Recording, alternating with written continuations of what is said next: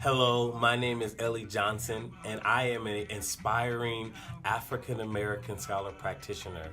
And I'm excited to be sharing with you about this persuasive argument of mine that is very dear to my heart.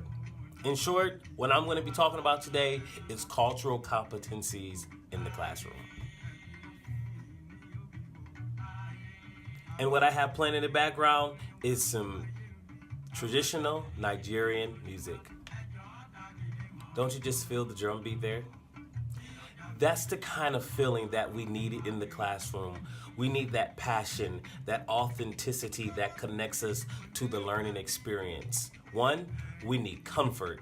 Major stress comes with code switching. When we have to be somebody that we're not, it makes the learning nearly impossible.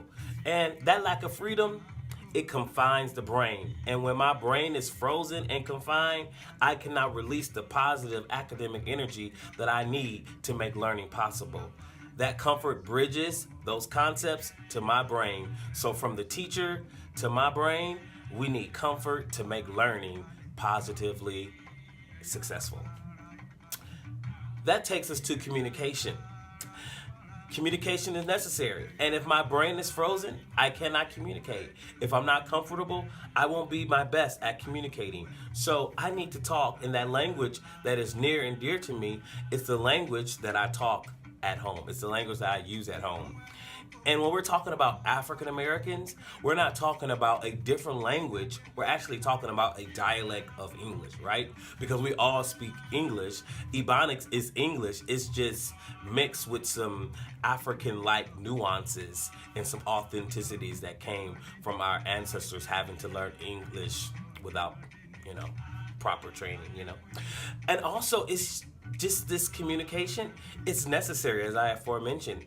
It's necessary. If I'm able to communicate authentically and we have a positive, free-flowing communication channel, then learning will just take place. And then what's in the teacher will flow freely to my brain, and then what's in my brain will flow back to the teacher. And that is to say, the things that I understand as well as the things that I don't understand. Because if I'm able to articulate the things that I don't understand, then the teachers can explain it in a different way to make learning possible. Finally, competency. We talk about cultural competencies. Students can learn when it's culturally authentic, when they're able to understand what the teacher is saying and the teacher is able to understand what they're saying. Students are naturally competent if the environment is conducive for breeding academic success. Classrooms bring that to the surface if they're culturally authentic, comfortable, the communication is there. The students are naturally competent. It's the environment that either brings that to the surface or freezes it and pushes it down beneath the surface. When the teachers and the classrooms are authentic, then learning is exciting and it's possible and it takes place for everybody. That means that teachers have to realize that there's no cookie cutter measurement or formula for learning.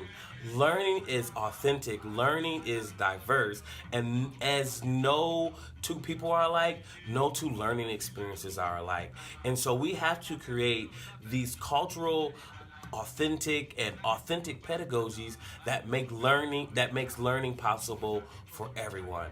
And I believe if we have cultural competencies in our classroom, if we create comfort, if we have authentic communication, and if we have competent pedagogies, then all students will excel in learning, again, given the right circumstance. Feel the beats. This is what learning should be. This is what happens when positive learning is taking place. My soul is feeling the beat, and I'm connecting with the music, and we need our student to connect with the learning, with the lessons that's coming from their teachers. Again, I'm L.E., and I'm your aspiring scholar practitioner.